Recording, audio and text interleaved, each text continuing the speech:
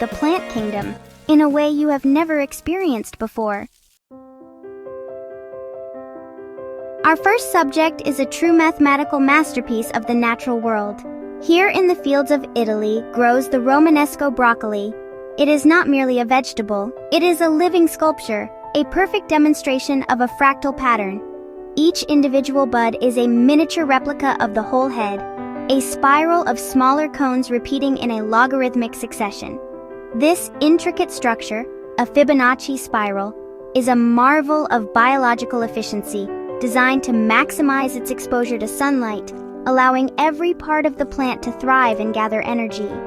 Its appearance is almost otherworldly, a chartreuse pyramid that seems more at home in a coral reef or an alien landscape than a vegetable patch.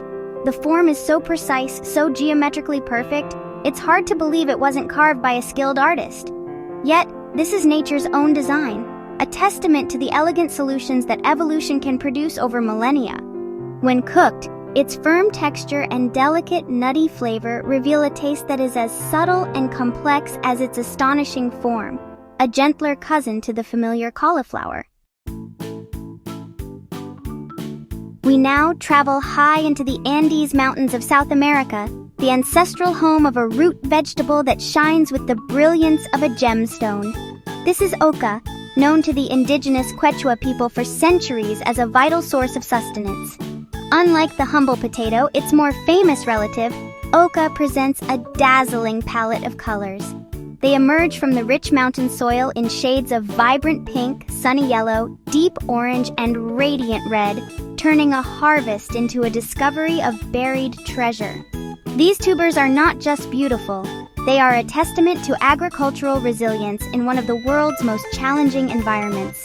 For generations, Andean farmers have cultivated these hardy plants, which thrive in the thin air and cool climate of the high altitudes. Their flavor is as bright as their appearance, with a unique, tangy, almost lemony taste when eaten raw, which sweetens into a soft, starchy delight when cooked.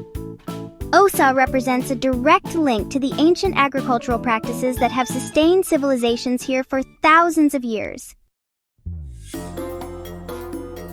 Along the wild, windswept coastlines of Europe and the British Isles, a remarkable plant thrives in a habitat where few others can survive.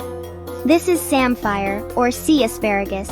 It grows in the salt marshes and tidal flats, areas that are regularly inundated by the salty sea.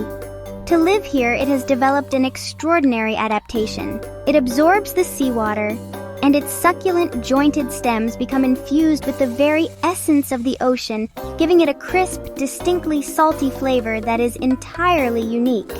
For centuries, coastal communities have foraged for this seasonal delicacy, timing their harvests with the rhythm of the tides. Its bright green branching stems look like miniature cacti or coral growing from the mud. It requires no seasoning, as nature has provided it already.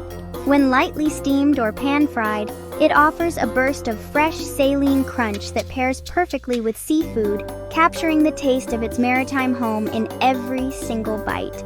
It is a true child of the sea, a vegetable shaped and flavored by the ocean itself. Deep within the damp, shaded woodlands of North America and Asia, as spring awakens the forest floor, a fleeting spectacle unfolds. For just a few short weeks, the Fiddlehead Fern makes its brief appearance.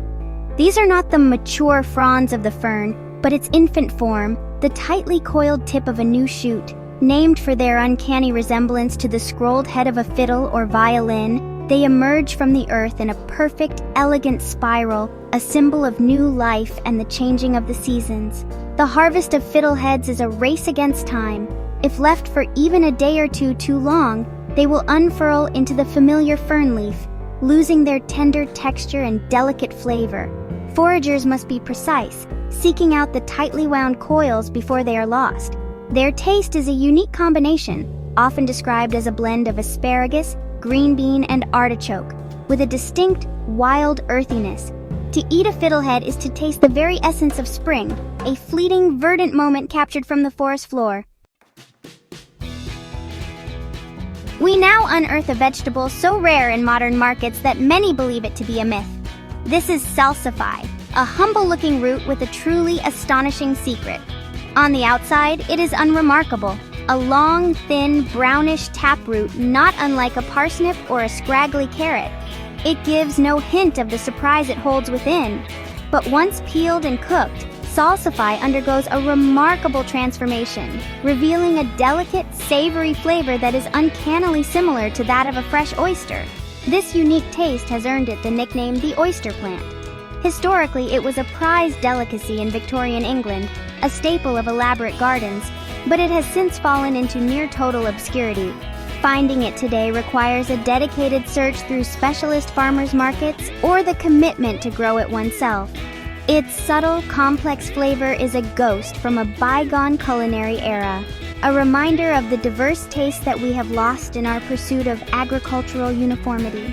It is a root that tastes not of the earth, but of the sea.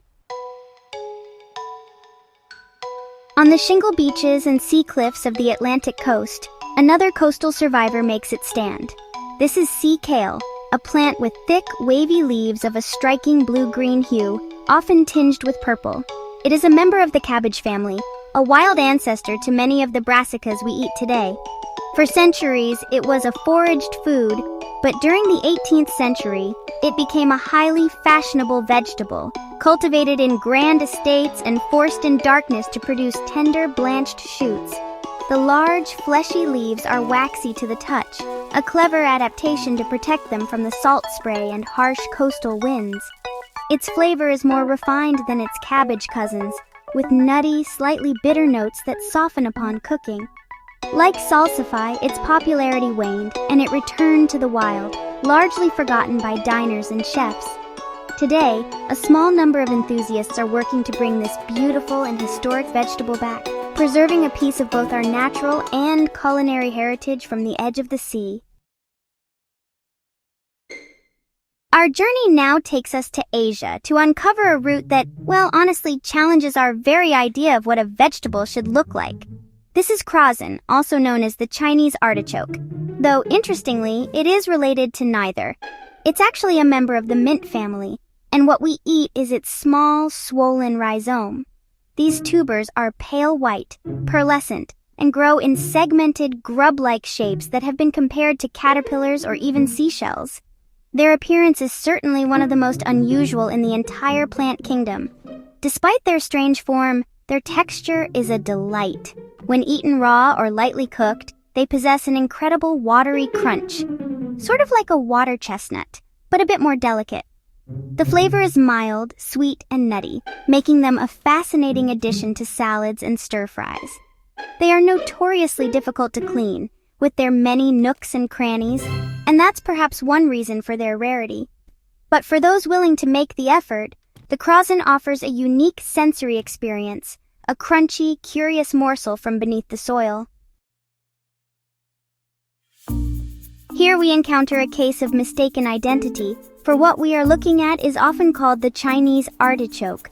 However, as we have seen with Crosne, this name can be, well, a bit misleading.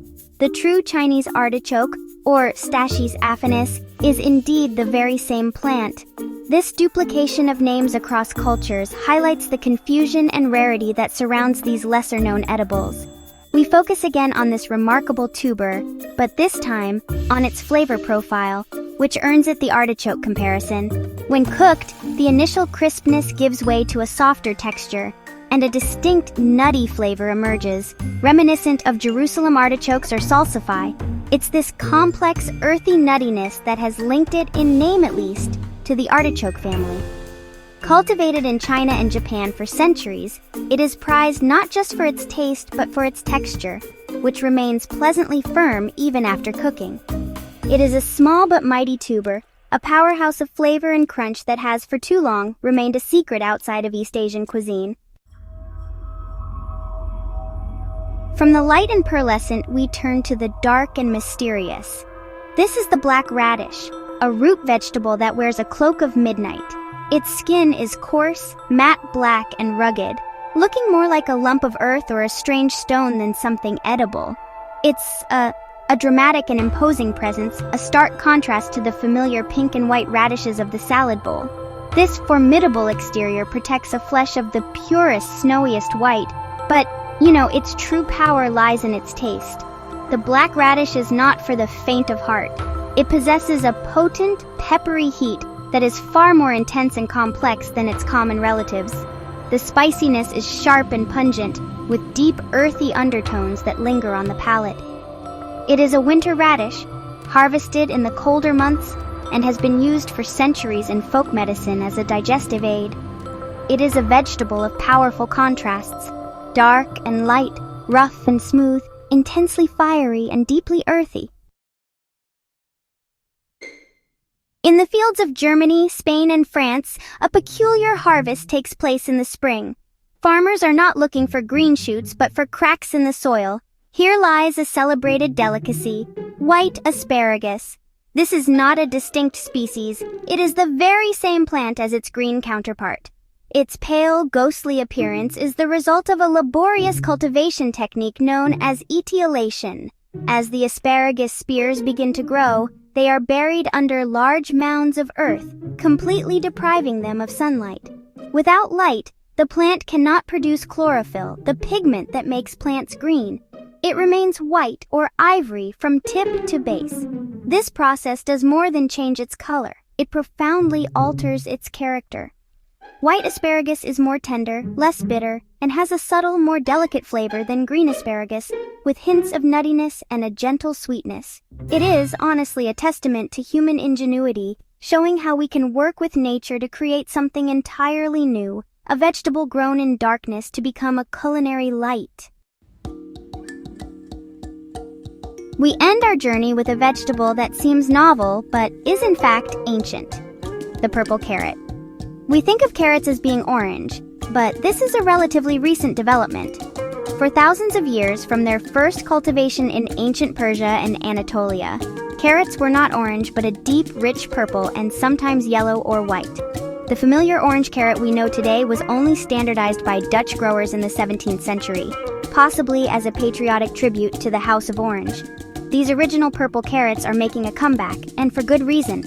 Their vibrant color comes from anthocyanins, the same powerful antioxidants found in blueberries and red cabbage. This pigment gives them a slightly different flavor profile as well. They are often sweeter and can have a distinct peppery finish that their orange cousins lack. To see a purple carrot is to look back in time, to see a vegetable in its original ancient form. A colorful reminder that the history of our food is far more diverse than we imagine.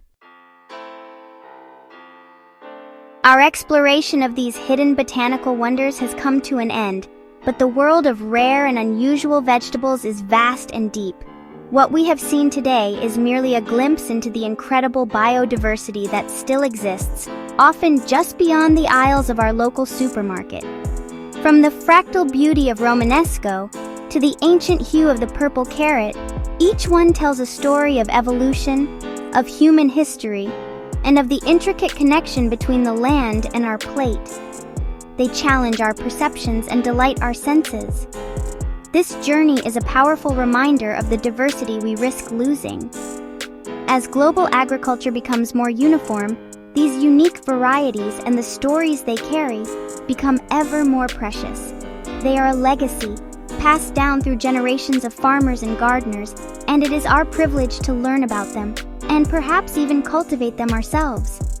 The greatest adventures in flavor are often found not in exotic faraway lands, but right here, in the soil beneath our feet, waiting to be rediscovered. I am endlessly fascinated by these forgotten foods, and I hope you are too.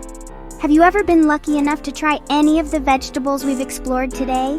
Or perhaps you know of another rare gem from your part of the world that we didn't mention. Please share your experiences and knowledge in the comments below. Let's create a community of discovery. If you found this journey as captivating as I did, please share it with a fellow food explorer and subscribe for more adventures into the world of flavor. Thank you for joining me.